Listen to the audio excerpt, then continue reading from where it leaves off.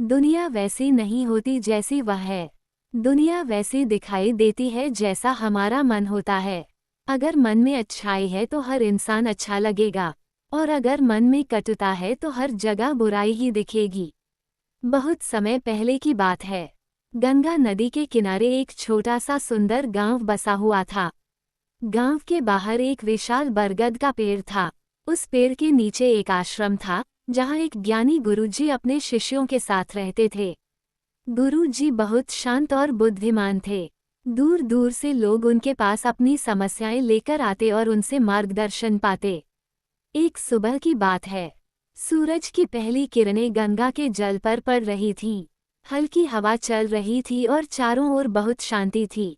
गुरुजी अपने शिष्यों के साथ गंगा स्नान करके लौट रहे थे। तभी वहां एक थका हारा राहगीर पहुंचा। उसके कपड़ों से लग रहा था कि वह बहुत दूर से यात्रा करके आया है। वो गुरुजी के पास आया, उनके चरणों में झुका और बोला, महाराज, मैं बहुत दूर से आया हूँ। मैं किसी अच्छे गांव में बसना चाहता हूँ। कृपया बताइए, इस गांव के लोग कैसे हैं? गुरुजी मुस्कुराए। उन्होंने तुरंत उत्तर देने के बजाय उससे एक सवाल पूछा, पुत्र, पहले ये बताओ कि जिस गांव से तुम आए हो, वहां के लोग कैसे थे? ये सुनते ही राहगीर का चेहरा बदल गया। उसने गुस्से और नाराजगी के साथ कहा, महाराज, वहां के लोग बहुत बुरे हैं। कपटी, स्वार्थी और धोखेबाज। कोई किसी की मदद नहीं करता। हर कोई अपने फायदे के लिए दूसरों को नुकसान पहुंचाने के लिए तैयार रहता है। मैं उन लोगों से परेशान होकर ही वहां से भाग आया हूँ। गुरुजी ने शांत स्वर में कहा, पुत्र, मुझे दुख है ये सुनकर, लेकिन इस गांव में भी तुम्हें वैसे ही लोग मिलेंगे। ये सुनकर राहगीर थोड़ा निराश हो गया।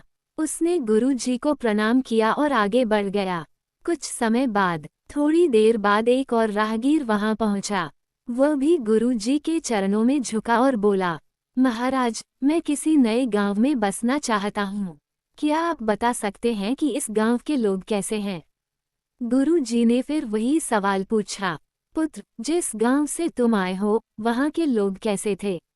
इस बार राहगीर के चेहरे पर मुस्कान आ गई। उसने खुशी से कहा, महाराज, वहां के लोग बहुत अच्छे थे। सब एक दूसरे की मदद करते थे। कोई दुखी होता तो पूरा गांव उसके साथ खड़ा हो जाता। मुझे तो वहां से जाते समय बहुत दुख हुआ, लेकिन परिस्थितियों के कारण मुझे वहां से आना पड़ा।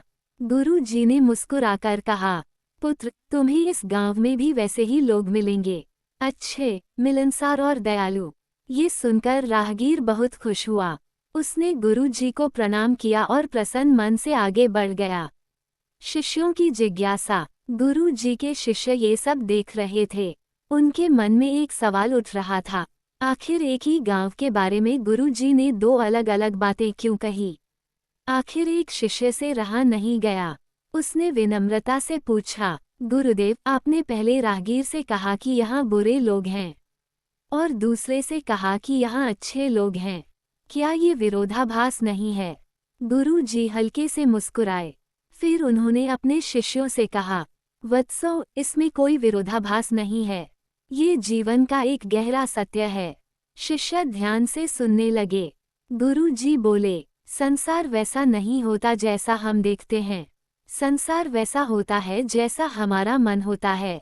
उन्होंने आगे कहा, पहला राहगीर अपने भीतर नकारात्मकता और शिकायत लेकर घूम रहा था। उसका मन कटुता से भरा हुआ था, इसलिए वह जहाँ भी जाएगा उसे हर जगह बुराई ही दिखाई देगी।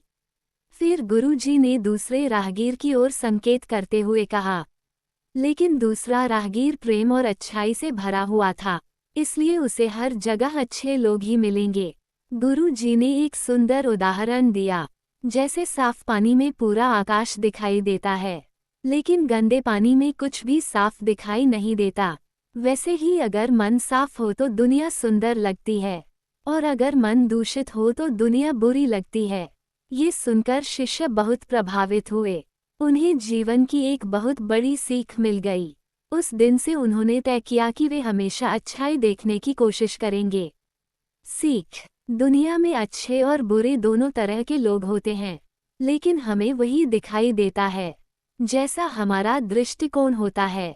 अगर मन में सकारात्मकता, प्रेम और सद्भावना हो तो हर जगह अच्छे लोग मिलते हैं, और अगर मन में नकारात्मकता और शिकायत हो तो हर जगह बुराई ही दिखाई देती है।